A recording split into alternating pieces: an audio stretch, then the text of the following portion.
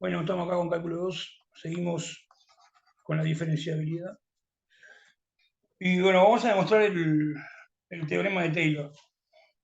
Pero antes vamos a acordarnos de cómo sería el teorema de Taylor de cálculo 1.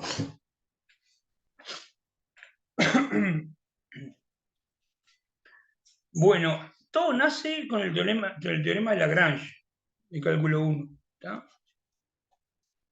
Oh, ya empezamos con la letra esta espantosa.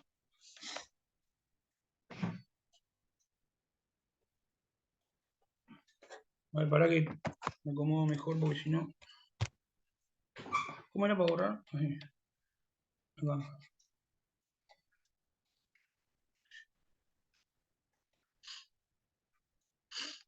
El Lagrange era así: vos tenés una función f, yo sé que lo recordamos una vez, definir un intervalo cerrado en R, ¿no? Y vos le pedís que sea continua en el cerrado, y derivable en el interior, o sea, en el abierto.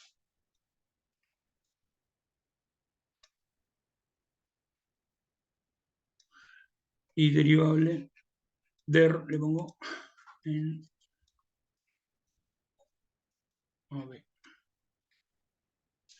Entonces, ¿qué es lo que hace ahí? El loco te dice, bueno, vos tenés. Acá tienen que pensar como que. Bueno, se lo digo después. F de B menos F de A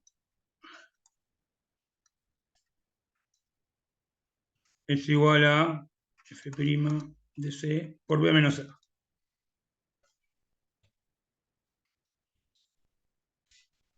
¿Está? Bueno, entonces, ¿qué tiene que ver esto? Bueno, pará, entonces existe un C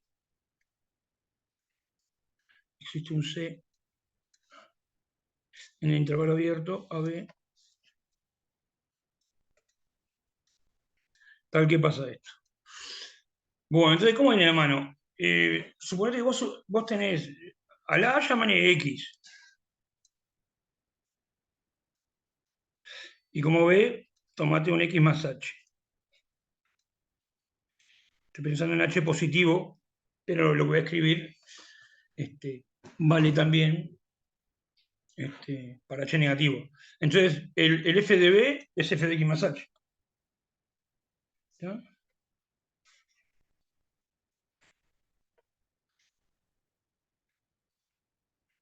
Y lo paso sumando para allá, el F de X.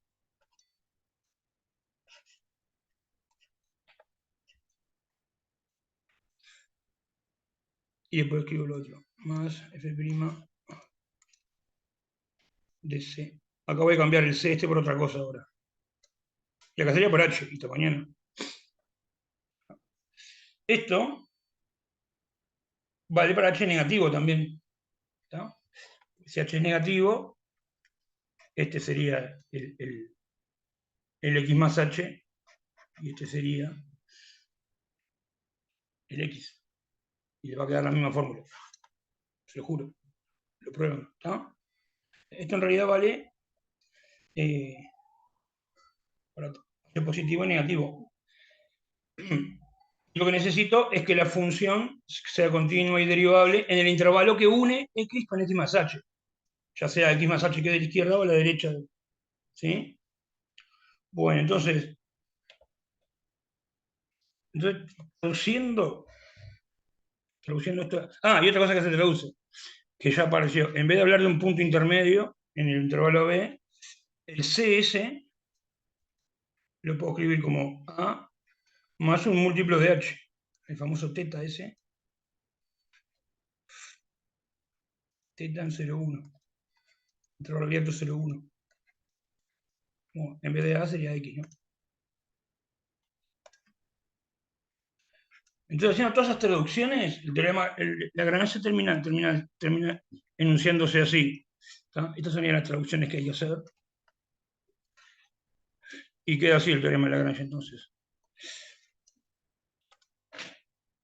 Queda, si F es continua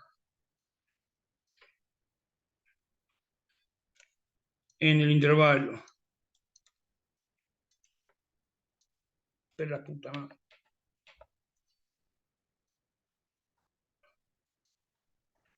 De extremos x más h, intervalo cerrado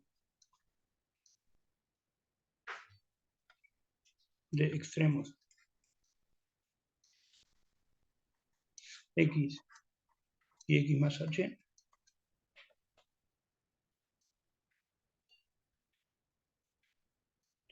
Ese h puede ser positivo o negativo, no importa.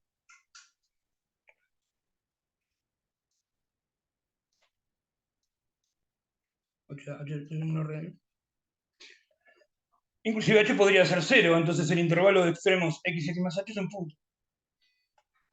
Entonces es continuo el intervalo con extremos, dice acá, x, x más h. Derivable en el abierto, pongo así nomás, y derivable en su interior,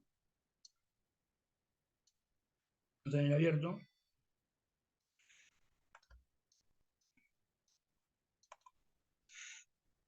Entonces, existe un número real entre 0 y 1, entre 0 y 1, tal que esto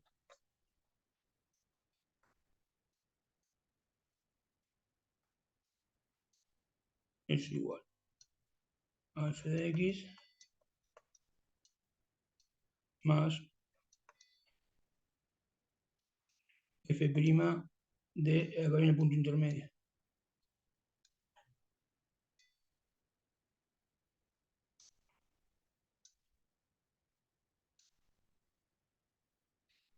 Este sería el teorema de Lagrange, enunciado diferente, pero lo mismo. ¿Bien? Entonces, esto sería el polinomio de Taylor de orden 0, una constante, y este es el resto. Entonces, en definitiva, es una expresión del resto de orden 0. ¿No? Esta se llama la expresión de... no me acuerdo cómo se llama. De Cauchy, creo que es. ¿Ustedes vieron eso, el resto del Taylor? Sí, el resto de Lagrange.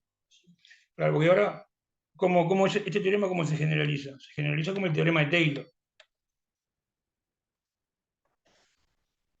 O bueno, claro, el de Cauchy es. El de Cauchy. Yo sé que había dos. Había uno que era integral, pero yo le digo integral. Sí, está el de Cauchy. No, claro. Este es el de... me chupa un huevo, vamos arriba. Yo le digo, este teorema lo voy a generalizar, ¿tá? Lo que necesité fue que fuera derivable una vez, ¿tá? En el abierto. Entonces ahora va a ser parecido, pero va a ser derivable n veces. Entonces, teorema,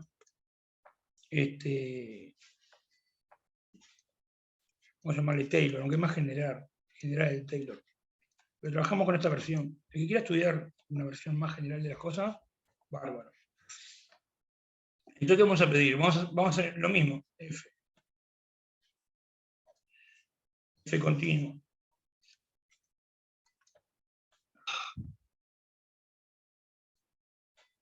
O sea, así. F es continuo.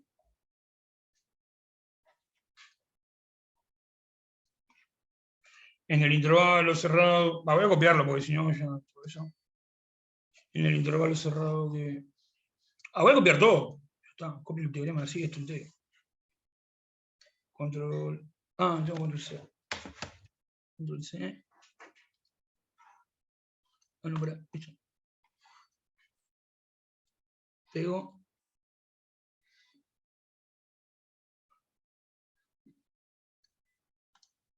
Este lo borro.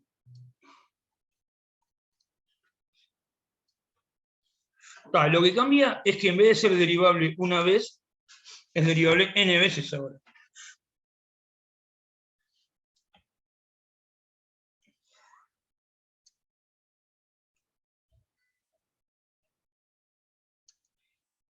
Es derivable n veces. ¿sí? Sn es un número natural que por lo menos es 1. Cuando n sea 1 te queda el teorema de Lagrange. Eso cálculo 1. El teorema de cálculo 1 es el teorema de Lagrange generalizado para este lado. Te dice que existe un teeta, no sé qué, toda esa historia, tal que f de x es igual a Taylor, f de x más h es igual a su Taylor más un resto, y el resto lo expresa con la forma de... ¿Cuál fue que dije yo primero? Que no era Cauchy. Que Cauchy lo dijiste vos. No, boludo. El resto de Cauchy. No, Cauchy dijiste vos. ¿Yo dije Cauchy? Ah, no me acuerdo.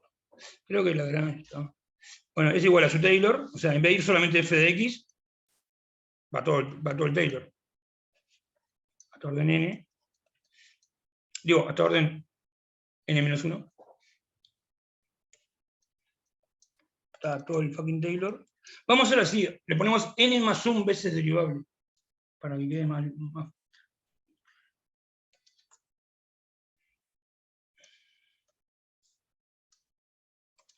N más 1 veces derivable. Entonces el n tiene que ser por lo menos 0. Entonces, n igual 0 corresponde a Lagrange. Y vas hasta el término de orden n, la derivada enésima. Evaluada en x por h a la n, más un resto que lo expresa justamente de esa forma, con 1 sobre n más 1 factorial, por la derivada n más unésima. N más unésima es tipo una palabra bastante sospechosa, ¿no? Evaluada en el punto intermedio, en el C, en el punto C. También lo pueden enunciar como Lagrange, con A y B si quieren.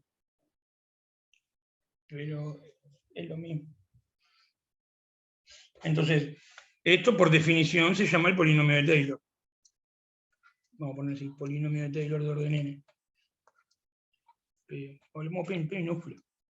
P sub n. En realidad tendría que ser polinomio de Taylor de orden n, de función f, en el punto x, de h. Es un polinomio que no sé qué notación habrán usado, ¿no? Se puede poner que depende de todas esas cosas. O ponemos simplemente P sub n de x, de h. Este polinomio de Taylor. ¿Ah? ¿Por qué tipo, lo terminaste en n más 1? Ese es el resto. Ah, ok. Bueno, R sub n de h. El punto desconocido, digamos, está en el resto. O sea, el tipo se llama resto. O sea, voy a definir polinomio de Taylor como eso. Le llamas resto a la resta de la función menos un polinomio de Taylor. Entonces, otra forma de denunciar este problema es decir, si es n más un veces derivable del pibe, entonces el resto se puede expresar de esta manera, que es la expresión de Lagrange, capaz, no sé cuál. O Cauchy, no sé, no me acuerdo. Debería ser Lagrange porque es una generalización de Lagrange. El resto de Lagrange. No sé por qué no me suena ahora eso, antes lo tenía tan claro. Loco, se resuelve así, a googlearlo. Pará, entonces F11.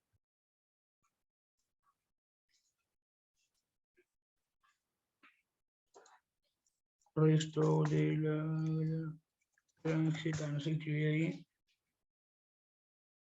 A mi hijo no hace tan rápido.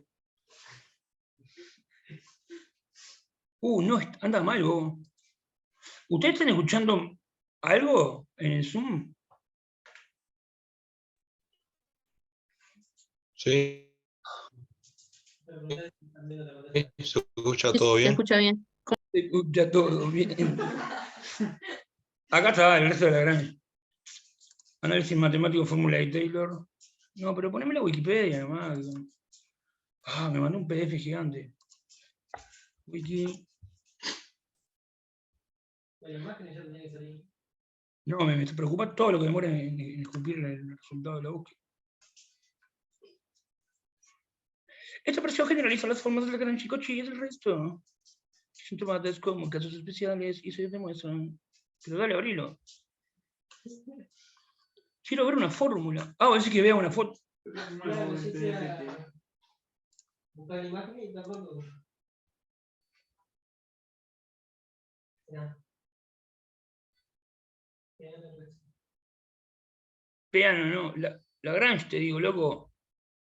Forma Allí de... arriba decían ahí. Esta es la forma de Lagrange del recto. ¿Dónde? Ahí dice forma de valor media del recto y hay algo que no se carga. Es una imagen, ahí tiene que haber una Forma de imagen. Lagrange del recto. Ah, hasta acá. Sí. Está, coincide. Abrir imagen. Ahí apareció uno. Es esta la que tenemos a nosotros. El H es el X menos A. Y la otra. ¿Dónde dice la gran? Esta es la forma de Lagrange del recto. Ahí va, esta es la Lagrange. La de Cauchy es con H a la K más 1. Acá, un ciego. Ah. Y esta es la de Cauchy. O sea, le pone un H, un H. Ah, el punto intermedio también parece, porque acá sería H a la K, ¿no? H a la K más 1, o a la N más 1 sería lo que tenemos nosotros. Esto, H. Ah, me faltó el H a la N más 1, boludo. O sea, me faltó H a la N más 1. Eso me faltó. Ese es el X menos A del loco, ¿no? ¿Para qué no se ve? Ahí. Y en el otro tiene acá el H, pero... no sé. Bueno, no me interesa. Es la forma de Lagrange, entonces, lo que estamos mirando acá. Volvemos. Bueno. Entonces, todo eso es el resto, digamos. Incluyendo el H de la N más 1. Eso es el resto de orden N. El que deja el polinomio. Lo que le falta al polinomio de orden N para llegar a ser la función. Digamos. ¿Dónde dudas en el N más 1 acá? Sí, pensé que era una H. No, N más 1. ¿Para que lo escribí de vuelta? H a la N más 1. Todo eso sería el resto. Bárbaro. Entonces, ¿qué pasa ahora si la derivada n más unésima, además de existir, es continua? Es continua en X. Si la fn más 1, además de existir en todo el intervalo x más h, es continua en X, es continua en el punto X. Entonces, ¿qué pasa cuando el h tiende a 0? Y bueno, la cosa esta va a tener un número, a fn más 1 de X. Va a converger. Entonces quiere decir que el resto, desde h tiende a 0, lo que va a pasar es que el resto de orden n de h dividido h a la n más 1, o sea, sacarle esto, no, dividido h a la n, digo,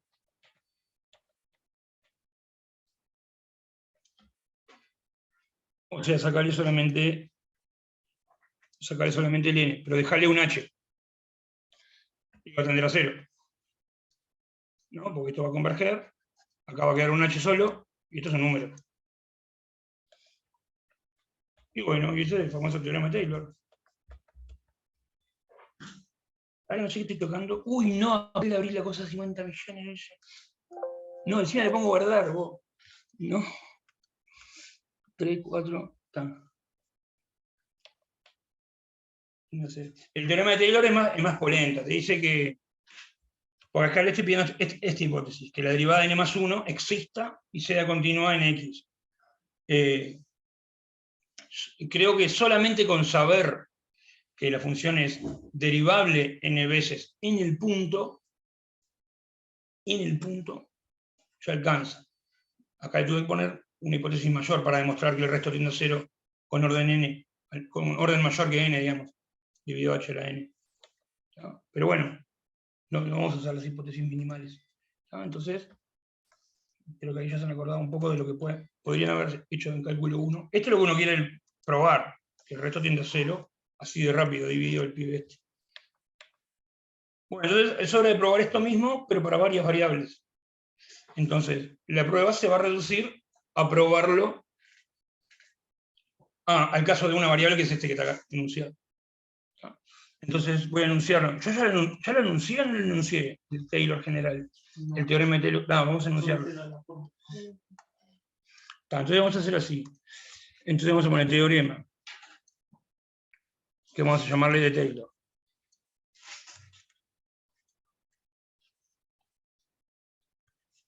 En Rn, o para n variables.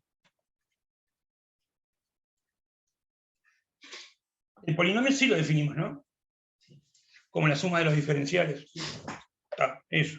Entonces vamos a poner todas las cosas. Tenemos un D que está incluido en Rn, que es el dominio. En Rn. Después, ¿qué más tenemos? Tenemos una función f que va de D en R. Después tenemos un punto interior del dominio. Después necesitamos un epsilon positivo, tal que la bola de radio epsilon, bueno, está incluida en D. Y ahora le pedimos las condiciones a la F, que sea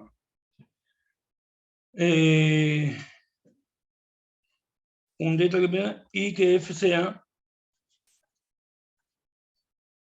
de clase Cn+1. Le pongo un n grande, lo que acá es un n, le pongo n grande ahora tampoco, porque el n es el n. En esa bola. Pregunta, ¿qué es que sea de clase Cn+1? ¿Saben lo que es? Sí, tiene derivada. Esa cantidad de derivada. Ahí va, que sea de clase... Ahí va, que sea de clase CK es que tiene todas las derivadas parciales de orden K, la podés derivar K veces respecto a todas las variables, digo, en cualquier orden además, y son continuas todas las... Si yo agarro una función de clase Cn+1 y agarro una derivada parcial de orden n, ¿es diferenciable? Lo que dijo hoy A ver. ¿cómo es? No, pero... lo que me dijo a mí. Sí. No, a mí me está hablando cuántas derivadas parciales precisa. Bueno, sí. Perdón. O sea, tu respuesta es que sí. Por lo que dijo Juan Pablo, sí. Claro, porque si es o sea, si yo agarro una derivada parcial de orden n, todas sus derivadas parciales son las derivadas parciales de orden n+1, ¿no? Entonces las derivadas parciales de orden n son C1. Así que son diferenciables.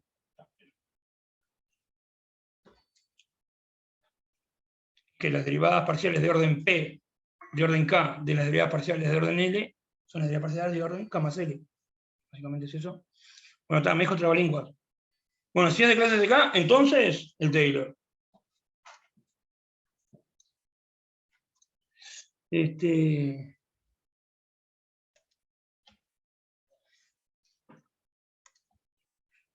El resto de orden n, que le pongo de orden n, que le pongo con mayúscula en vez de con minúscula, como en Rn, yo qué sé. DH dividido norma de h a la n tiende a 0. Porque aquí ahora va a ser un vector. No vamos a sacar solo eso, sino que vamos a sacar una expresión del resto. O sea, de hecho, vamos a definir, o sea, vamos a obtener más cosas, del teorema, pero quiero destacar solo esta tesis. El resto, de hecho, vamos a recordar qué es el resto. Es la función, perdón, el resto evaluado en H es el polinomio de Taylor. Vamos a llamarle P mayúscula, de orden n, que ya definimos que era, evaluado en H. No, la función menos... A ver. No, la función menos el polinomio es, ¿no? Lo estaba restando al revés, boludo. Que por definición es la función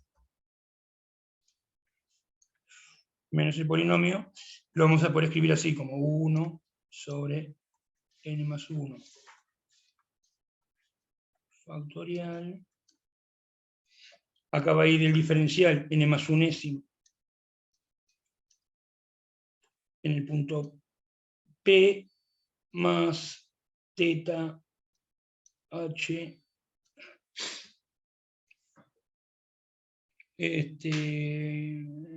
df en h, ¿no? Donde teta es un número que depende de h, que está entre 0 y 1.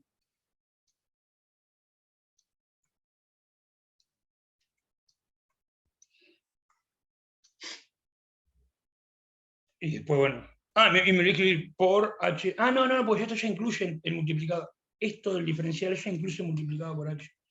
Vamos a acordarnos qué era el diferencial, ¿les parece? Porque la verdad que no me acuerdo. Entonces también vamos a obtener esas cosas. Lo que era, por ejemplo, el diferencial de orden algo, yo qué sé. El diferencial, pero de orden k, digamos. En el punto P de f. Evaluado en un vector b. Eso era... de repente hacemos así. Bueno, ya le puse h en el enunciado, pero la vez pasada estuvimos trabajando y en vez de h utilizamos la letra v, ahora me acordé. ¿Está? Ahora que ya lo escribí con h acá, le dejamos h, ¿está? Pues si no, pero la otra vez, bueno, esto era una sumatoria, era una sumatoria con k índices, ¿se acuerdan de esto? Hay un índice i sub 1 hasta un índice i sub k, todos varían desde 1 hasta no me acuerdo cuándo, hasta la cantidad de variables, ¿no? Hasta la cantidad de variables. Acá viene el... ¿Y cuándo le metíamos el 1 sobre el coso? El 1 sobre k factorial. No, eso es, claro, el Taylor se define como... vamos a recordar todo. Acá van las derivadas de orden k. Pero diferentes derivadas de orden k de f respecto a la x sub 1 y 1 y pp hasta x sub.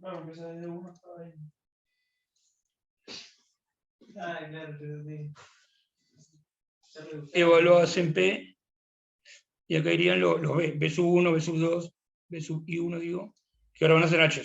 B sub I1, por B sub I2, por B sub I3, por B sub I4, por B sub IK. Y los B sub cosos son las componentes del vector B, que ahora se va a llamar H, por culpa de que le puse H. Bueno, hicimos eso. Y entonces, ¿qué era el Taylor? Y justamente era eso. Era sumar los diferenciales. Desde k igual 0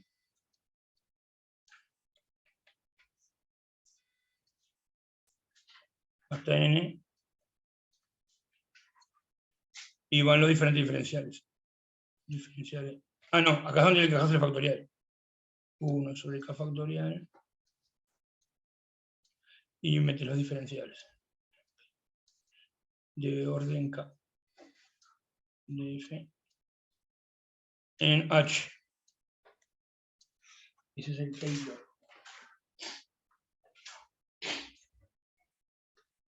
Vamos a ver una cosa que usamos, que probamos la vez pasada.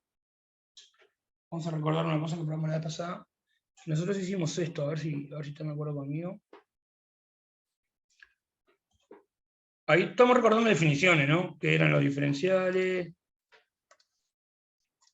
cómo se define el Taylor. Y ahora vamos a hacer esto. No me acuerdo cómo le pusimos, por poner, o sea, phi, creo poner phi de t. Era, a ver si me ayudan, diferenciar en el punto P más T por B.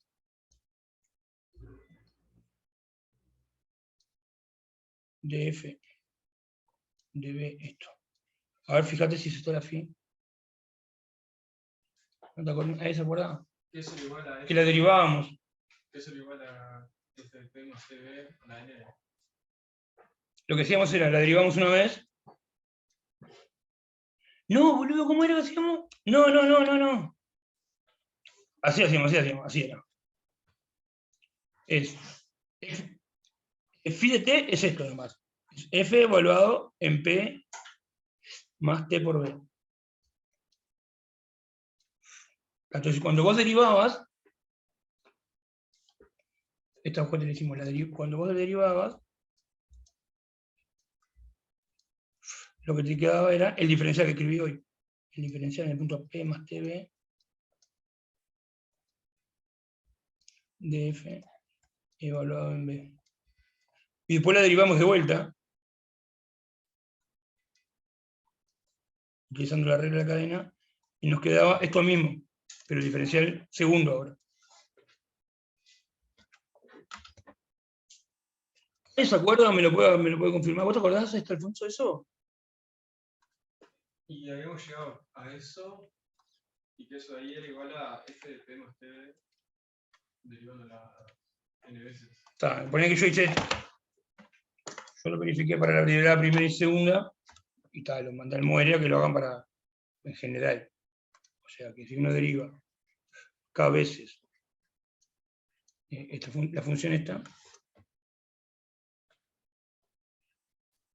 le queda justamente el diferencial de R en K, pero evaluado en el punto S, P más TB. Digo, evaluado no, el diferencial en ese punto de la función f evaluado en B. En particular, cuando uno evalúa eso para t igual 0,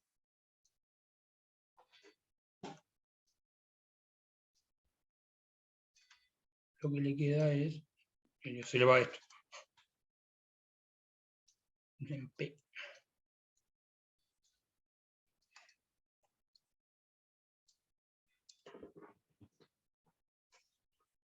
Entonces, el teorema de Taylor, esto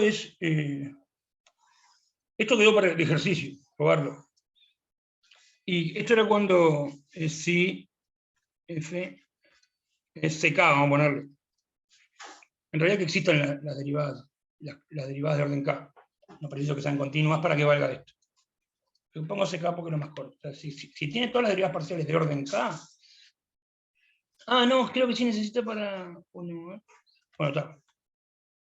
Por la duda le ponen acá de clase ck. Si f es de clase ck, capaz que vale con menos. Entonces vale eso y eso. Yo digamos que eso lo verifiqué para que igual 1 y 2.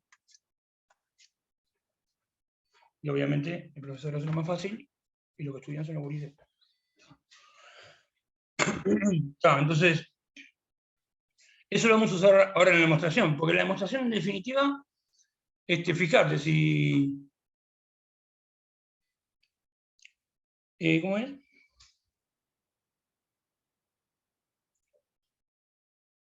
A ver, ¿qué es lo que está pasando? No me convence lo del H. O sea, aplicar el teorema de Taylor de cálculo 1 a la función phi termina siendo el teorema de Taylor de Rn, que es el que queremos probar. Vamos a intentar, capaz que me estoy olvidando de algo, ¿está? Entonces, vamos con la demostración, ¿está?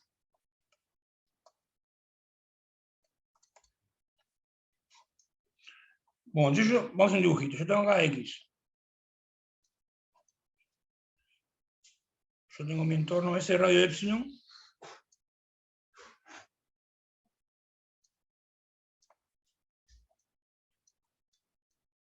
De X. ¿Está? Vamos a tomar un H de Rn.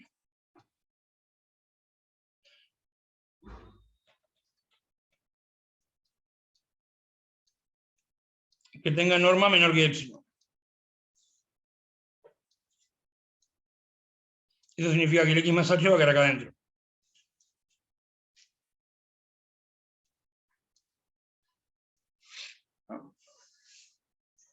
Entonces voy a llamar phi a esta función. Phi de t, la misma función que arriba. Nada más que en vez de llamarle v, se va a llamar h. Porque el Taylor se me cantó anunciarlo con h en vez de con v. Phi de t es esa misma función. F de P más T por H. O sea que es...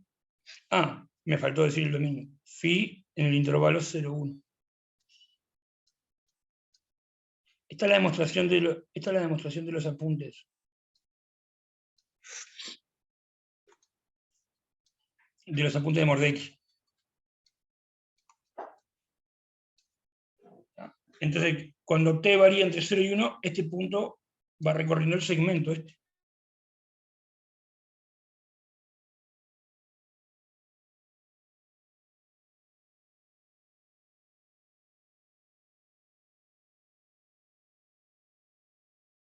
¿No?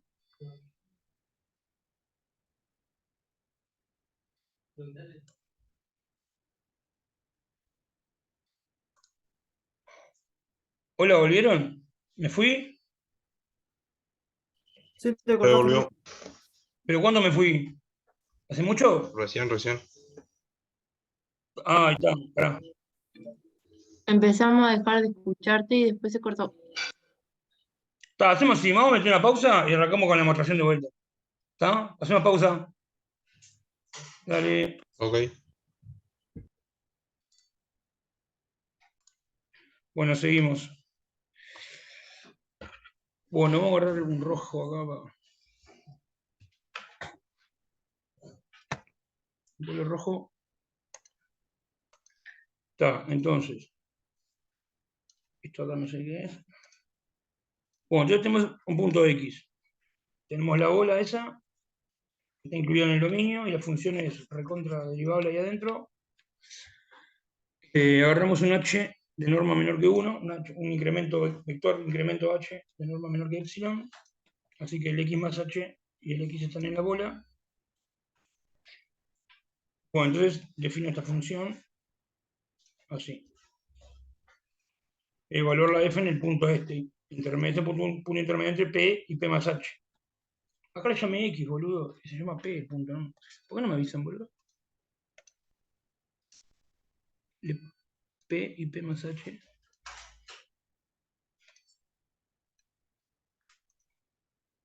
Le llamé x antes, cuando en el enunciado le llamé p o x. A ver el enunciado de Taylor. Está, p. Está, no sé por qué me pintó x ahora, me cambió el chip a cálculo 1, digamos. Está, era p. Bueno, entonces este es un punto intermedio entre p y p más h. Está. Bueno, entonces, ¿qué pasa con esta función phi? Es la composición de la f con esta cosa. Es una función lineal, digamos. Si dejan poner un nombre. Lambda de 0,1 en Rn, la parametrización de la recta nomás. Lambda de t igual a p más t por h. ¿Está? P es fijo, h está fijo por ahora. ¿Sí? N. ¿Sí? Es una función lineal. En cada coordenada dice p es una constante más la variable t por otra constante h sub i en la componente i. Así que esta función es infinito. Es un polinomio de grado 1. Entonces acá tenemos una composición de la f que es de clase Cn, n más 1, digo, Cn más 1, con una que es infinito. Entonces la composición queda Cn más 1. ¿Entienden? Aquí está. Es lineal. Entonces, la phi es igual a f compuesta con lambda. Es de clase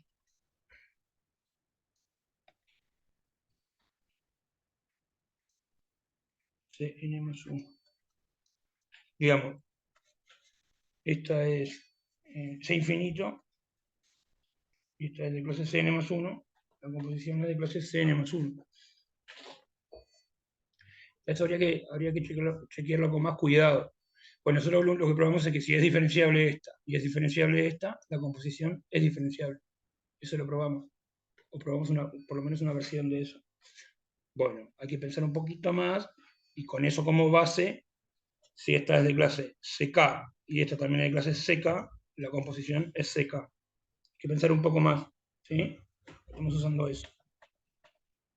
Bueno, esta es infinito justo, esta es CN más 1.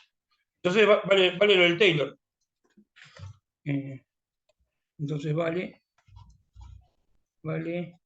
el TO de Taylor. De Taylor. Vale el teorema de Taylor de cálculo 1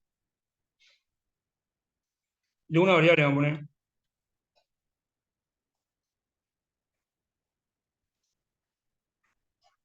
Pero en este intervalo, ¿se acuerdan que hoy teníamos el intervalo x más h, o AB? El intervalo que vamos a usar es el 0, 1. En ese intervalo, ¿sí? O sea, el punto donde hago el Taylor es 0 y el incremento es 1. El x es 0 y el h es 1. En 0, 1. O sea, sería tomar el x que hablábamos hoy como 0 y el h del teorema como 1. Me estoy refiriendo acá, mirá.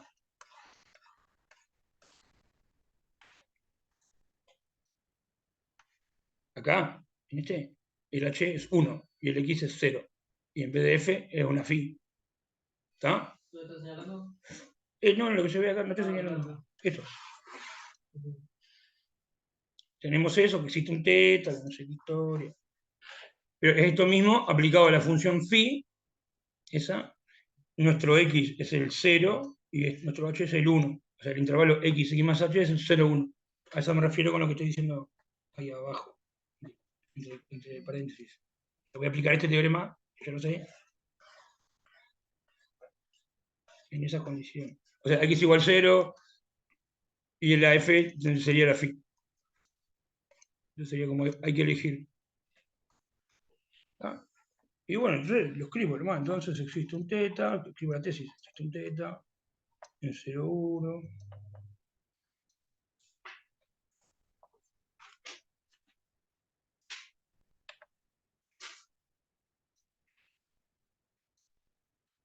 Y escribo eso mismo que tenía escrito yo arriba, para este caso. Tal que f de 1 y phi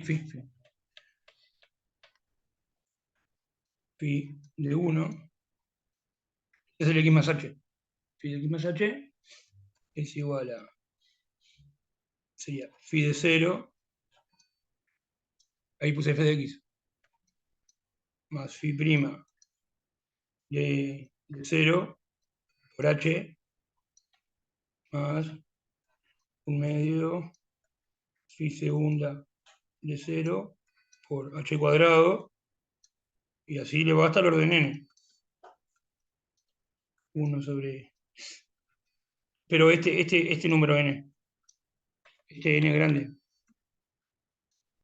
n factorial por la derivada enésima en x, o sea 0, por h a la n, más el resto, que es 1 sobre n más 1, más el resto de Lagrange, n más 1 factorial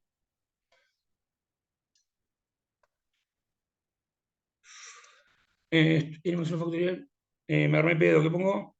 Es phi n más 1, ¿no? La derivada n más 1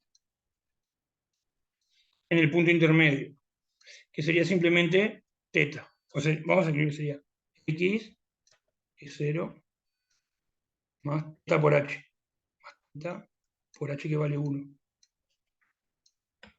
¿Está? ¿Por qué este x vale 0 y h no? Lo tomo así. Yo puedo aplicar este teorema con cualquier x, con cualquier h, con cualquier f. Este.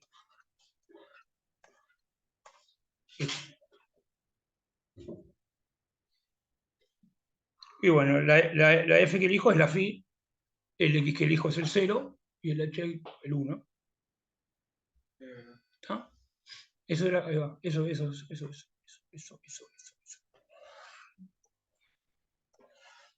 Hay que ver que estoy en las condiciones.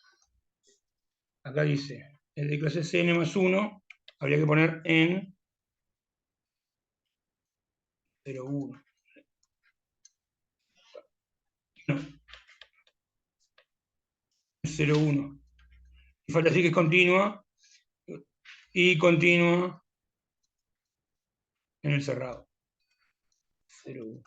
Eso es lo que, como hipótesis a la f allá arriba le pedíamos eso, que fuera continua en el intervalo cerrado determinado por x y x más h, y en el abierto que fuera cn más 1.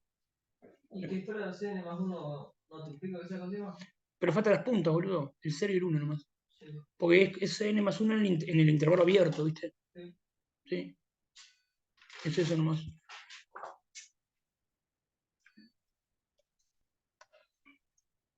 Está, entonces tengo esto. Bueno, nos dejamos joder. ¿Cuánto vale phi de 1? Vamos a ver qué es phi. Profe, Sí. ahí al final no va multiplicado por h a la n más 1. Ah, cierto, gracias. Por h a la n más 1. Bien, gracias. Está, todos esos 1 como que no están, los puse para que se vean, ¿no? Multiplicar por 1. Entonces vamos a hacer la traducción. Acá está lo que es f, ¿eh? Es evaluar f en la parametrización de la recta. Igualmente queda p más h. Entonces te queda. Estando fijo el h y el p, yo lo que obtengo es esto. Acá te queda f de p más h es igual a... ¿Este quién es? Este va a ser f de p nomás. ¿Esto qué es? A ver si alguien lo dice.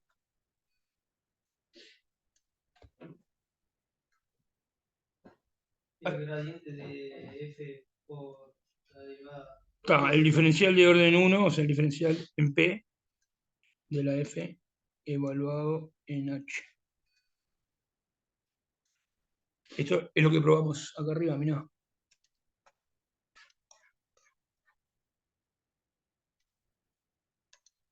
La derivada es eso. Cuando lo evaluas en 0 te queda en p, ¿no? Cuando lo das en 0. Sí. Está, en vez de b se llama h, porque se me cantó ponerle h esta vez al b. Y ahora lo que diga de f segunda de 0 va a ser el diferencial de orden 2. Y en general va a ser el diferencial de orden k. Eso es lo que estoy haciendo ahora. La cuenta que hicimos la vez pasada, lo estoy utilizando. Yo no digo que lo entiendan ya, que estén de acuerdo con que es así, pero que lo que digo es que cómo debería, por dónde va el argumento. Después lo tienen que chequear todo, porque la prueba es complicada. Más bueno, un medio. ¿Esto qué es? Y bueno, sería la derivada diferencial de orden 2 en el punto P de la f evaluada en h. Esto es 1 sobre n factorial, el diferencial de orden n, el punto P de la f evaluado en h. Más, o sea que todo esto se puede en Taylor.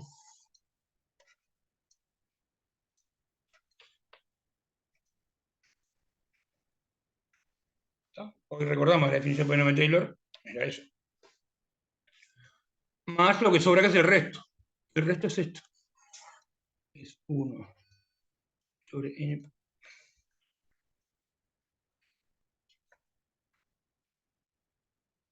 Esto va a ser el diferencial de orden n más 1 en el punto S. En el punto S, digamos. Ahí queda. ¿Cómo sería la cosa? Phi n más 1 de un teta. Entonces tenemos que mirar cómo es. Pues acá van los diferenciales, digamos, acá van las derivadas de la phi evaluadas en 0. Entonces lo que me estoy fijando, digamos, es esta fórmula. Esta. Ahí en el resto lo que tengo es la derivada de la phi no evaluada en 0, evaluada en un teta. Tengo que usar este. Este es un teta. Este B se llama H. O sea, ahora voy a usar esta.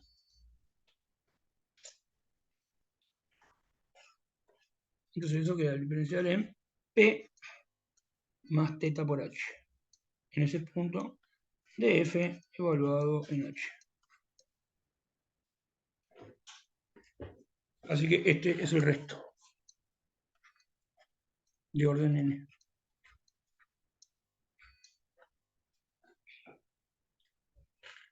Bueno, entonces, ¿qué es este diferencial? ¿No? Entonces, para cada h, para cada vector incremento h fijo, o sea, vamos a resumir lo que obtuvimos. Lo que obtuvimos es esto. Que dado un h de Rn de norma menor que 1, que epsilon, de que existe un número que va a depender de h,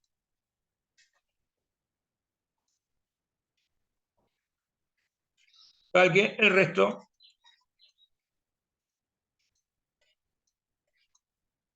se puede escribir como eso.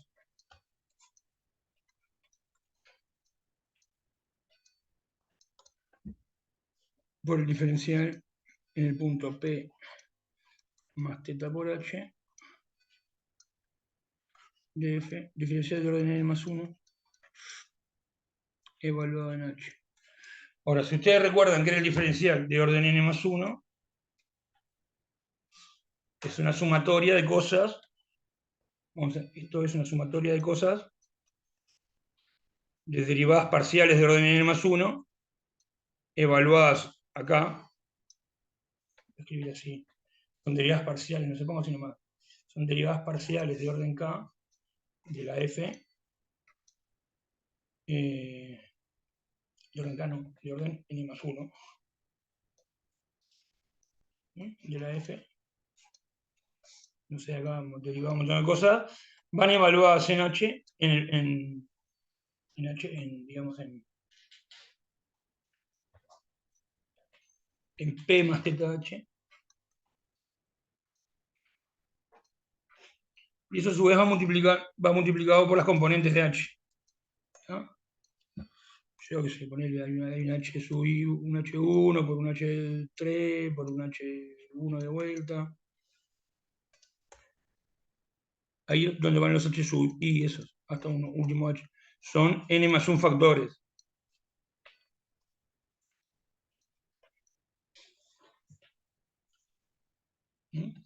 Y el H, justamente, es H1.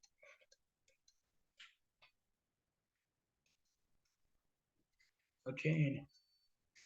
De estos, hay que agarrar n más 1 y multiplicarlos y los poniendo acá. Así son los diferentes términos de la suma que conforman este diferencial. Pero la pregunta es, ¿qué pasa cuando qué pasa cuando yo... o vamos a escribirlo bien, porque si no al final lo escribo bien. Ahora me quedó eso. Este es el resumen. Ahora paso a escribir esto mejor. Esto es igual a... Bueno, ahora escribo el Rn de H, lo escribo dividido en la norma de H a la N. Bueno, va a ser esto dividido esto. Entonces me va a quedar la constante esta. Esto es una sumatoria. La voy a escribir bien que es. Es una sumatoria de n más 1 índices y 1 hasta y n más 1 hasta la cantidad de variables. Acá van las derivadas parciales de orden n más 1 de la f.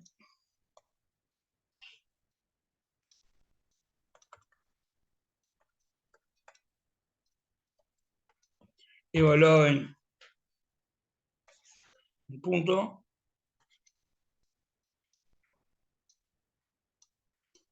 por el producto de n más 1 factores formados por componentes del vector h. H sub i1, alguna componente, h sub i2, una componente, hasta h sub n, alguna componente que se puede repetir. Y esto dividido en norma de h. El dividido en norma de h a la n, este, Lo escribo ahí.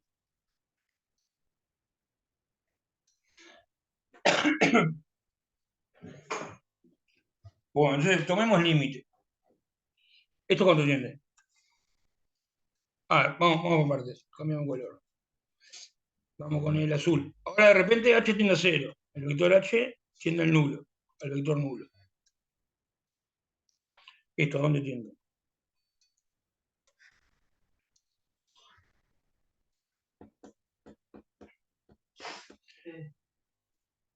Y bueno, entonces, esto tiende al nulo. Esto está cortado entre 0 y 1. Esto depende de H. Cuando H cambia, cambia ese número. El número teta. Pero está entre 0 y 1. Está acotado. Eso está acotado. Y esto tiende al nulo. Pero el producto tiende al nulo. Más P tiende a todo a P. Ahora viene acá la derivada de n más unésima, que es continua. Entonces todo esto, o eso, digamos, hasta ahí eso, tiende a algo. A la derivada de n más unésima evaluada en P. Porque es continua derivada, las derivadas n más unésimas son continuas. Eso convierte. Y ahora viene esta parte.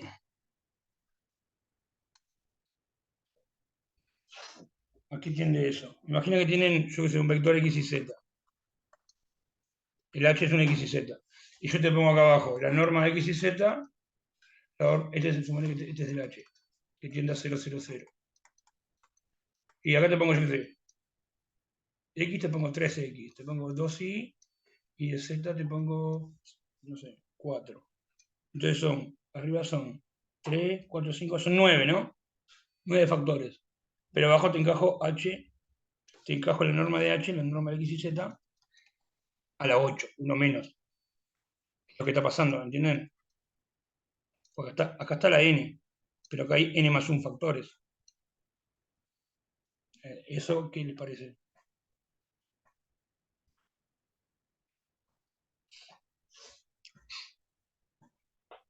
Eso va a tender a 0. Pueden hacer este argumento. Yo tengo 8 abajo, ¿no? Entonces agarro uno cualquiera, yo qué sé. El x lo dejo quieto. Entonces pongo x sobre norma de h. Uno de los 8. Uno de los 8. Pongo el otro x sobre la norma de h.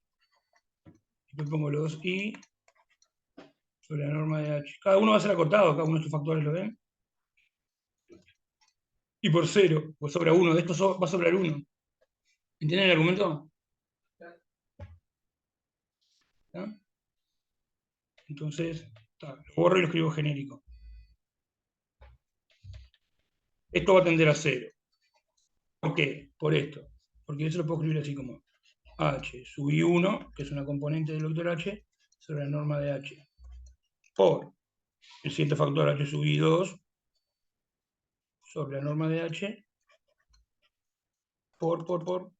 hasta llegar a la componente enésima, la norma de h, y me sobra 1, me sobra este, por, para que no es h sub n, sino h sub in. ¡Ta madre! Por h sub in más 1. Entonces, todo esto es acotado. Pues está entre 0 y 1. La componente dividido la norma del vector está entre 0 y 1. Y este tiende a 0. Entonces tiende a 0. Terminamos, el resto tiende a 0. La sumatoria de cosas que tienden a 0, tiende a 0. Entonces ahí probamos que el resto dividido eso, tiende a 0. No solo probamos eso, sino que obtuvimos una expresión para el resto, ¿no? Tuvimos esto acá. Pero no me importa esa expresión, lo que me importa es que tiende a 0. A ver, le saco zoom, lo dejo ahí, no sé si le sirve.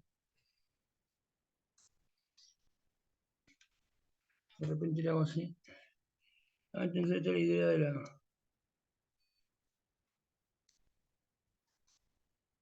la demostración. Cada uno es acotado, entre 0 y 1. El producto es acotado entre 0 y 1.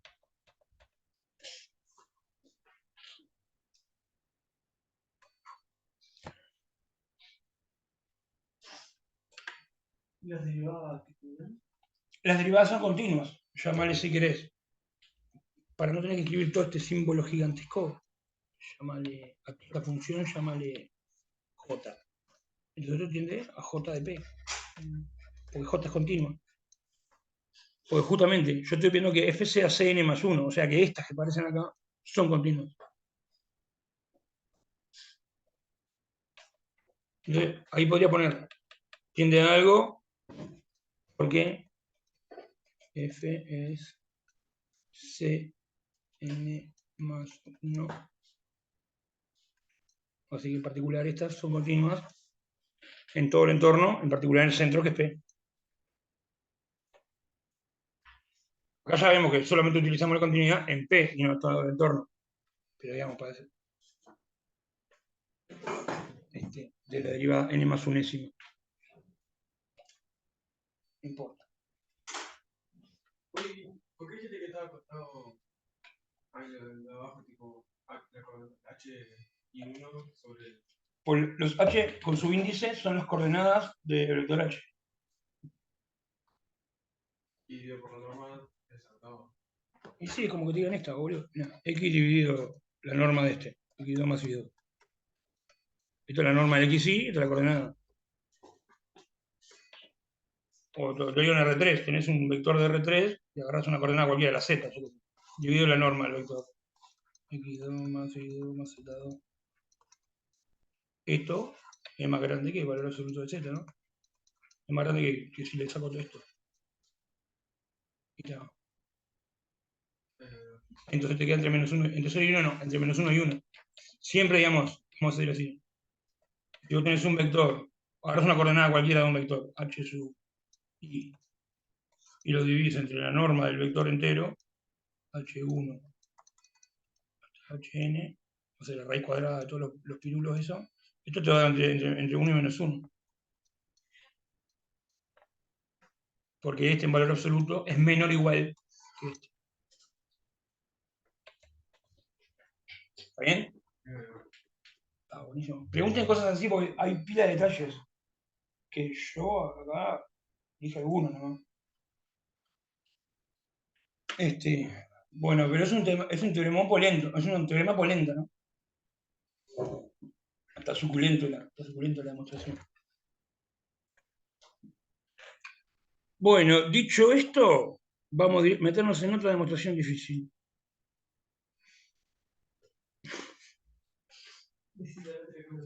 La desigualdad triangular. No, vamos a hacer así. Vamos a arrimarnos al final del curso. Al final, avanzar con los temas. Y, no sé, la que viene demostramos otra cosa. Implícita demostramos capaz. Ya dijimos más o menos por arriba cómo era eso, ¿no? Que si tenía máximo, en un máximo o mínimo relativo en un punto interior, el gradiente tenía que ser 0. Y después, según cómo fueran los valores propios del hessiano, si era máximo o mínimo. Eso a nivel de cuento ya está, ¿no? Está. Ahora vamos a hacer el cuento del teorema de la función implícita. Cómo funciona. Ahora debemos denunciarlo. Entonces, hicimos la primera mitad de la clase una demostración zarpada y la segunda mitad dibujitos. Esa es la idea. Así que pasamos rayo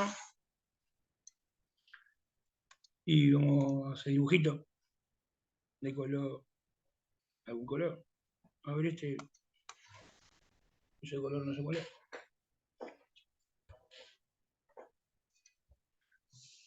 Un marrón más acoso ahí. Está. Bueno, dale. Entonces, teorema de la función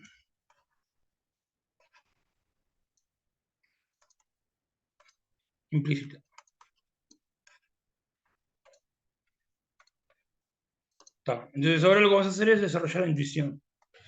Bueno, yo te escribo una fórmula cualquiera, una ecuación que vincule las variables. ¿Está? Vamos a escribir un ejemplo con dos variables. Esta ecuación.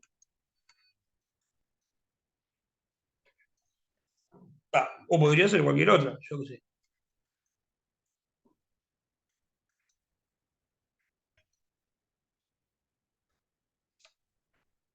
X más X2 y más Y cubo igual a 1.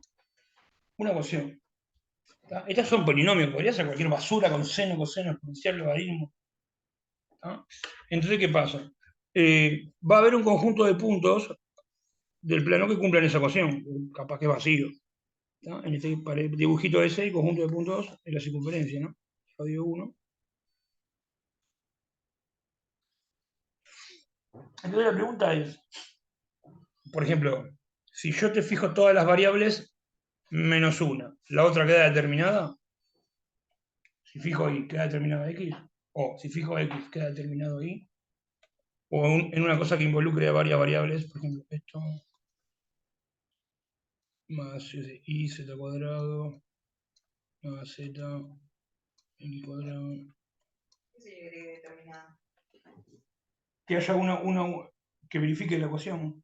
Por ejemplo, yo te Si digo, vos le das valor a una, la otra va a depender exactamente. sí, pero claro, pero hay algún, o sea, si yo fijo X, fijo un valor de X, acá, pensando acá, yo te fijo un valor de X y un valor de Y. Sí. Puede que te ¿Va a haber queden- algún valor de Z que cumpla acompañando a ese X y ese Y? puede que te queden dos valores, pero Ahí va. Pero entonces, ahora te pregunto, ¿va a haber un único valor? no. Eso es la función implícita. Si la respuesta es sí es único, hay una función ahí que está implícita. Me das un X, me das un X, o lo que vos quieras, hay un único Y que acompañando a ese X verifica la ecuación. Si pasa eso, esa es la función. A cada X le corresponde un Y. Acá yo te doy un valor de X y de Z, fijos. Acompañando a ese X y Z, si llega a ser cierto que hay un único valor de Y, que junto a los tres cumplen la ecuación, ahí tenés la función implícita. Está implícita, no te dice Y igual tal fórmula. Es una fórmula que las involucra a todas. La función explícita es lo que nosotros estamos. Esto es una función explícita. Y igual a 1 más X menos Z sobre 3. Esa es una función explícita. Te estoy diciendo cómo depende esto de X y Z. Es esta fórmula. Esta sería como una forma implícita de decirlo. Si fuera cierto, no sé, capaz que dado un X y un Y, un X y un Z, capaz que no hay un Y, o capaz que hay más de un Y. ¿Entienden lo que sería la función implícita? Tiene que ver con si vos podés despejarla. Lo que pasa que a veces vos no podés despejarla, pero sí sabes que hay única, sin saber despejar la fórmula. Ahora vamos a ver un ejemplo. Entonces, esperá. Entonces, está. Esa es la primera explicación a lo bestia. Vamos más despacito. Entonces, acá, si yo te doy un X, toma, acá tenés un X, hay dos valores de Y, a veces hay uno solo, a veces no hay. Está. O sea, la pregunta sería, yo estoy tratando de despejar Y en función de X, por ponerlo de esa forma. Entonces, yo qué sé. Acá ese pedacito de la curva, esto es una curva a nivel, ¿no? De esta función. De nivel 1. Entonces, esa es mi pregunta si puedo despejar X en función de Y, pero no global, es local. Porque yo te agarro un valor acá, X sub 0,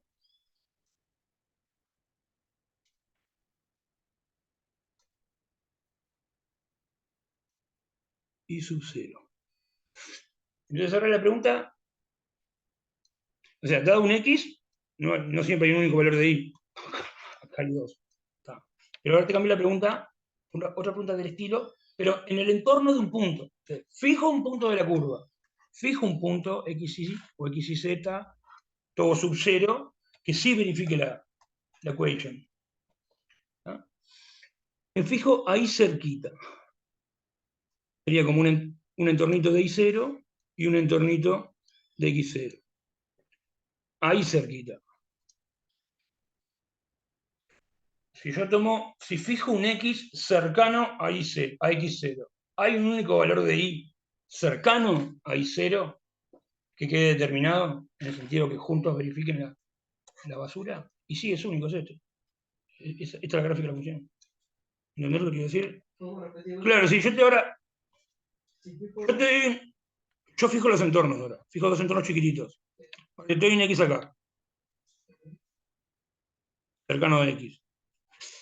¿Hay valores de Y que acompañando a ese X verifican la ecuación? Sí, hay dos. Uno acá y otro acá abajo.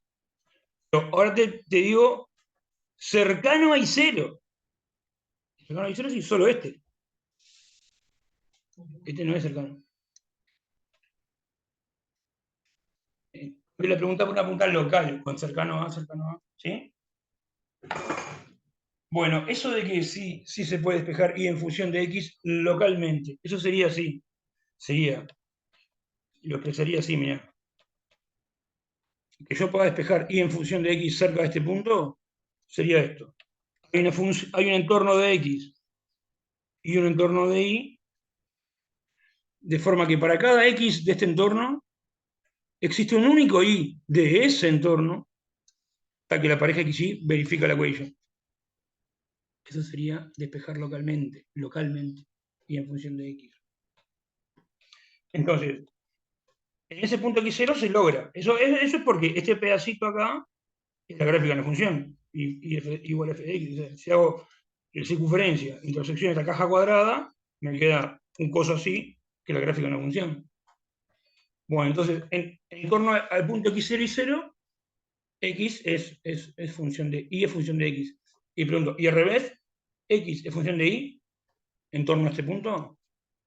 Y sí, porque si este es el eje de la variable y este es la otra, y si esto también es una función vista de acá, vista del otro lado. ¿Se entiende? Bueno, agarro otro punto, yo qué sé, este punto x0 y 0. En torno a este punto, ¿se puede despejar y en función de x o x en función de y? Localmente, en ese sentido, de que hay un entornito y un entornito. Y sí, y en cualquier punto que yo tome la circunferencia, es cierto, entonces, que localmente sí puedo despejar una función de la otra. O ven algún punto raro. Supongo que quiero despejar y en función de x. Si tomás el borde de la circunferencia, ¿A dónde? ponerle a la izquierda. Ahí, abajo, arriba, ahí. Este punto. Sí, tipo. Claro, los puntos donde. Ahí. El X0, tipo, para la izquierda no estaría definido, ¿no? Sí, además para un. No, Ah, y además no vas a tener poner- unicidad por más chiquita que haga la caja. Sí, no es función porque. Porque es así, Sí. corta dos veces. Está, ahí no, alrededor de este punto no se puede despejar y en función de x. Y alrededor de este punto se puede despejar aquí en función de y. Alrededor de todos los demás puntos sí puede despejar cualquier función de cualquiera. Vamos a pensar así, por ejemplo. Esto ponerle que andás a ver qué carajo es, ¿no? Esto poner que lo dibujo y me da un huevo. Un vaso. Me da un huevo, así que un huevo. Está bueno. Está un huevo tridimensional.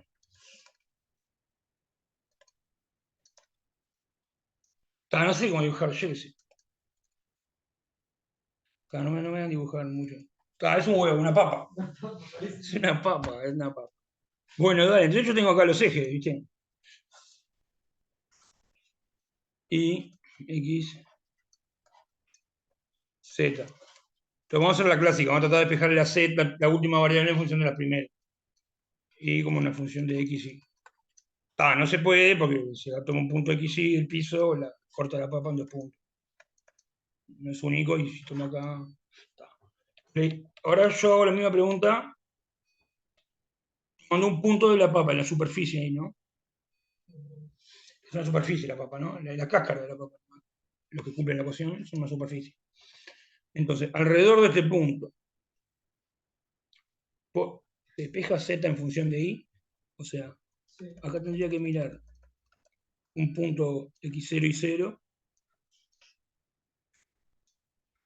Y lo hago así, chanfleado, pero. Y un punto Z0. Que la terna X0, X0, Z0 sí verifica la papa. Entonces, alrededor de acá hay una función con dominio acá, que para cada y sí que yo tomé ahí, hay un único Z cercano al Z0. O sea, tendría que haber un entorno acá, un entorno acá. De forma que cada punto de acá que yo tome haya y uno allá y haya uno único de acá, que la terna completa sí cumple. Ahí sí. ¿Y pero de dónde es que se caga? Donde no se puede. En este punto sí, se puede despejar z en función de xy localmente. Pero entonces, acá nosotros detectamos estos puntos, ¿no? Acá no se puede despejar y en función de z, de x. Tipo, ¿Y acá dónde va a estar la cosa jodida? ¿En qué? tipo, si la foto tiene una sombra en el borde de esa sombra. El ecuador de la papa, digamos. En todos los puntos que son ecuador de la papa. Pero, Ahí va. Si hubiera una sombra de arriba, ahí, claro, ahí pasaría el rayo, pero justo tangente ahí, no sé cómo. Eso. ¿No? Si fuera una esfera, sería exactamente el ecuador. ¿Lo ven eso? Porque ahí tendrían como. No es una línea que va y vuelve, como en el caso de la circunferencia, pero es una superficie que está doblada. Por más cerquita que vea, por más localmente que me ponga, nunca voy a poder despejar una función de la otra. Bien chiquitito, porque siempre tengo, no sé cómo decirlo, está doblado, es como una hoja doblada, una cosa así.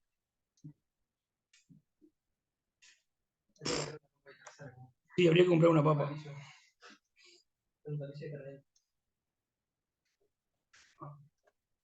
Como esta forma, digamos, de una superficie con esa forma, eso se da acá cerca de los bordes, en los puntos del borde. Estos puntos, y ahí. Bueno, bárbaro, entonces.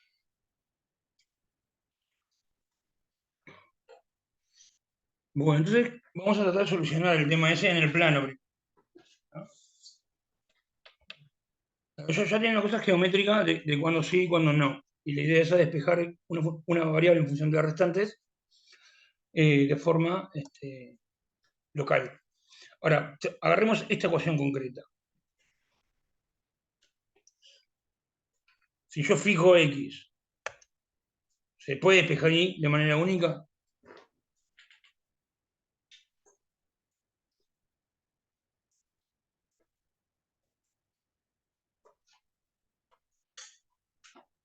no creo.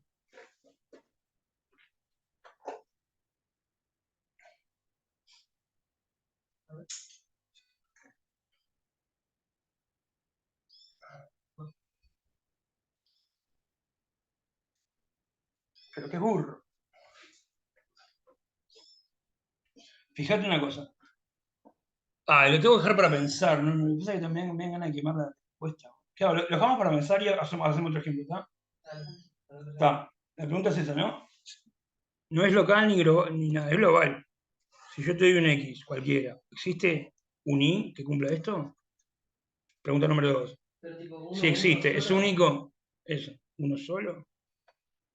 Está. para todo aquí. Sí, para todo X. Para cada X. O sea, vamos a hacer así, yo hago una afirmación. Para cada X existe un único Y que verifica esta ecuación. Está. Ver si eso es verdadero o falso. Otra forma de plantear la pregunta.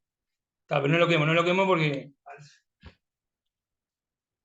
vamos a apostar una pequeña cantidad de dinero. Te ha puesto 20 pesos.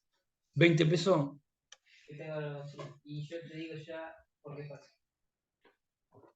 A ver. Si X es 0, ahí tenés 3 posibles soluciones para esa ecuación. Y el cubo y da uno para 3 números diferentes. ¿Sí? Sí. Está re loco. ¿Y complejo? No, complejo, no. Yo no sé, pero me gané 20 pesos. Sí, te voy a pagar 20 pesos imaginarios. Complejo. 20 pesos complejo. Te voy a pagar 20 pesos. Sí. Voy a ir a casa, te voy a hacer un billete de 20 pesos. Te lo voy a traer la próxima. Números reales, ¿no? Está. Sí, esto se llama cálculo, ¿no? O sea, hoy estamos con RN. Bueno, vamos a poner otro ejemplo. Yo te agarro otra ecuación, por ejemplo, esta. X4. Una que no tengamos ni idea de cómo es el dibujo. Ya saben lo que pasó. No, encima le pongo guardar. Ha empeorado esto. Le vamos a poner el color negro, porque es naranja, la verdad que. A ver este. No, eso. Está bueno, ¿qué va a decir? Como él, escribió una cosa que no tengamos ni puta idea de lo que es, ¿no? X cubo, yo qué sé, no. Y por e a la x menos logaritmo, o vamos a poner algo que no tenga logaritmo seno de x por y igual 1. X por y le pongo x, y cualquiera.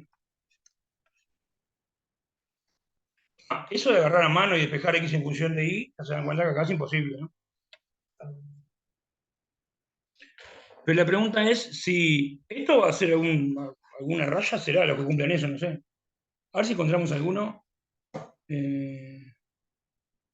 Por ejemplo, y igual 0 y x igual 1 cumple. No, porque igual 0 nula estas dos. Y x igual 1. Ahí encontré un punto. Y x igual 0 igual 1. Y igual 0. ¿Cómo dijimos? X igual 1. Sí. Este cumple. ¿Cuál más? El y igual 1, x igual 0. El y igual 1 y qué es seno de 1. Ah, no, seno. ¿El otro, este? Sí. El x le pusiste 0. O sea que este no está. Y este tampoco. Ah, claro, ahí va, mirá. Está.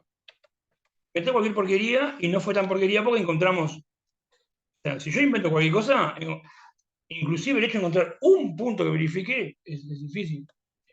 Esto que pasó ahora es tipo, sorprendente, que dijimos una expresión así de como al azar y que tenga la propiedad que puedo encontrar dos puntos tanteando, es demasiado. Bueno, pues entonces bueno, agarremos el que dijo acá. Se puede, alrededor de este punto, la curva yo no tengo ni idea qué carajo es, pasa por esos dos puntos. Está. Pero ahí, al lado del punto que encontró Mauricio, ¿se puede despejar y en función de x? Y bueno, vamos a hacer así. Esto es una función. Digamos, si la curva hace así, sí, puedo despejar y en función de x. Si la curva hace así, tipo así, no. O si hace así, no. Pero si hace así, o no sé, o así, sí. ¿Y qué es lo que me puede dar el dato de cómo es el dibujito de la curva de nivel alrededor de este punto? Este punto pertenece a la curva de nivel. Es una función de dos variables.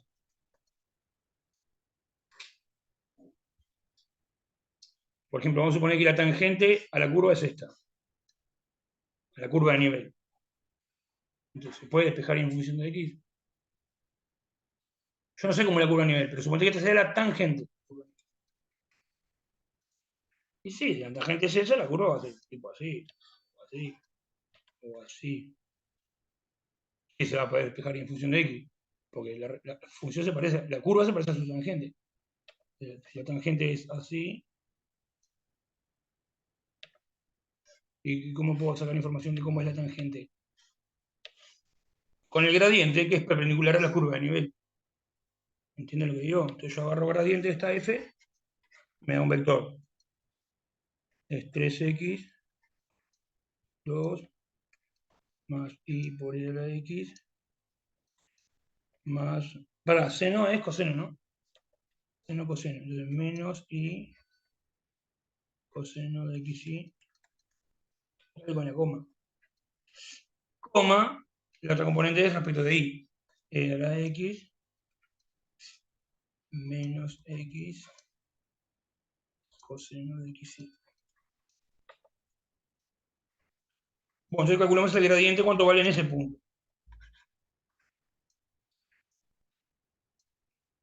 No, 0,1 es el tuyo, ¿no? 0,1. ¿Qué vector me da? 0 no está. Ah, queda 0, ¿no?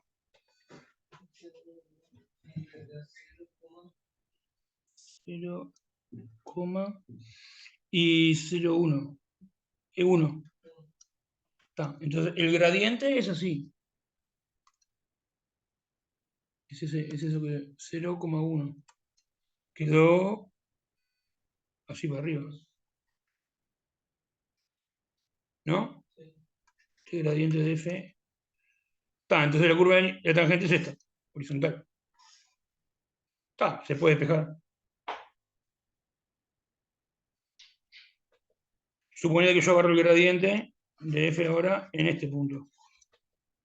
Digo, el único, si no hubiera quedado horizontal, hubiera quedado así, porque el gradiente quedó así, también se hubiera podido despejar. Ahí cerquita de ahí, ¿no? ¿En qué caso que la tangente quedara como es que me jodería? Perpendicular al eje. ¿A cuál de los dos? Eso para ver la. Ahí va, perpendicular de X. Claro, si la tangente me hubiera quedado, me quedó bien, ¿no? Pero supongo que me hubiera quedado el gradiente tipo ya. O sea que la tangente es así. Es vertical.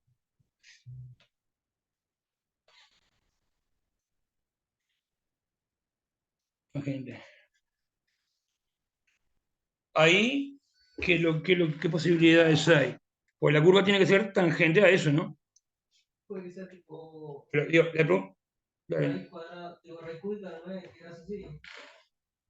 si la curva pasa por ahí, No, sí. tipo raíz cúbica. Así. Viste que es así la. No sé si me explico. Ah, claro, claro. O sea, claro. Si llega a ser así, cagó. Si llega así, cagó. Pero puede hacer una mezcla. Puedo hacer así y así. Sí, y sí despejarse. O sea, no te garantiza el fracaso, pero tampoco el éxito. Cualquier otra tangente que no sea vertical sirve, que te garantiza el éxito. ¿Ah? Bueno, esa es una función implícita. Si tal coordenada del gradiente no es nula, se puede despejar esa variable y las demás. Porque ¿qué tiene que fíjate, yo estoy tratando de despejar y en función de x, ¿no? Entonces, este es el caso que me jode a mí. Pero este caso es que la coordenada vertical del gradiente, o sea, la y del gradiente, es 0. Entonces, si la coordenada y del gradiente es diferente de 0, puedo despejar la y en función de x. Con tres variables es lo mismo. Si la coordenada z, o la coordenada, vamos a suponer, la coordenada x del gradiente, que van a ser tres coordenadas del gradiente. Si la coordenada x del gradiente en el punto es diferente de 0, la coordenada x del gradiente en el punto es diferente de 0, entonces esa variable, la x, la puedes despejar en función de la y y la z en un entornito. Una cuestión geométrica. Eso escrito con pila de cálculo 1 y epsilon, delta. Pero esa es la idea. Ese es el teorema de la función implícita. Vamos a jugar un poquito más. Pues entonces, fíjense en el caso de la superficie. Vos vas a tener el gradiente y el plano tangente. Vos lo que necesitas es que el plano, por ejemplo, si querés despejar z en función de y, de x y de y, vos querés que ese plano tangente no sea vertical, no sea perpendicular al piso.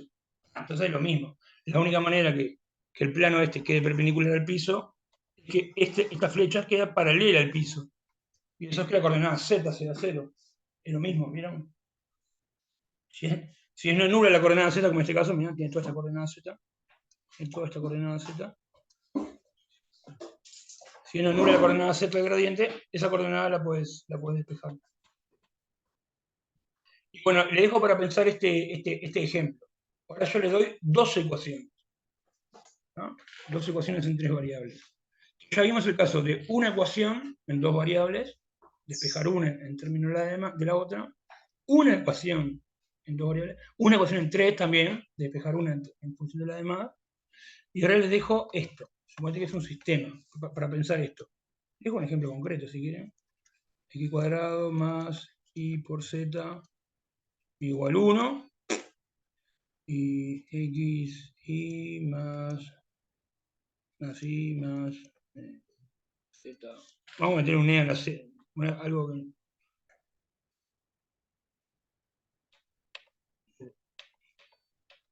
Y por e a la z le pongo acá, a joder un poco, igual, yo sé, 0. En vez de eso, más x. Entonces, esto ahora está en R3, las soluciones de eso. ¿Y qué esperan ver? Un conjunto de puntos que luzca como qué cosa.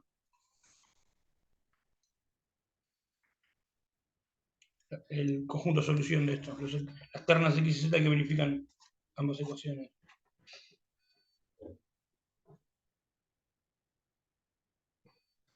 Y bueno, va a ser una superficie de nivel, intersección otra superficie de nivel, va a ser una curva. Salvo que justo se corten. Puedo agarrar dos cilindros, tangentes, no, tangentes no. O sea, puedo hacer que las intersecciones sean raras, de dos superficies, ¿no? Pero en general, digamos, si uno intersecta superficie va a haber curva. Entonces, esto va a ser una curva en el espacio. Por lo menos cerquita de... o sea, vos agarras un punto, va a haber, los que verifican una ecuación son una superficie. Esto. Los que verifican la otra va a ser otra superficie que va a cortar para el otro lado. ¿No?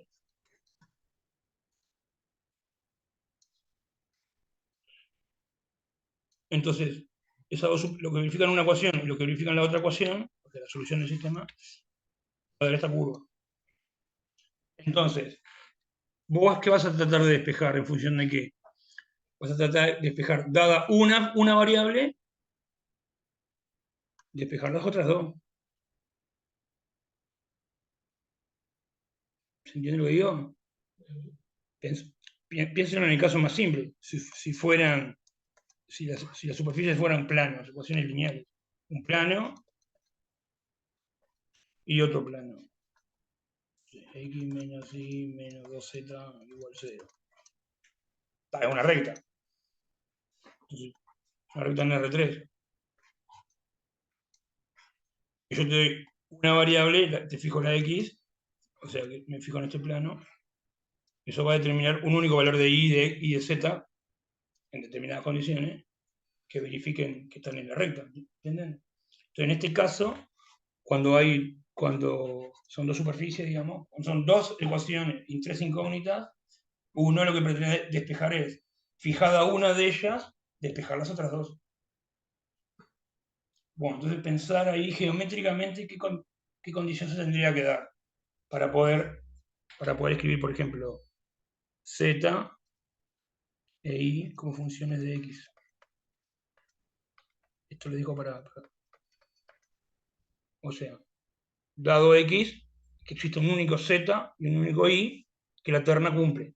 Siempre hecha la pregunta local, ¿no? Cerquita de un cierto punto dado, que sí cumpla.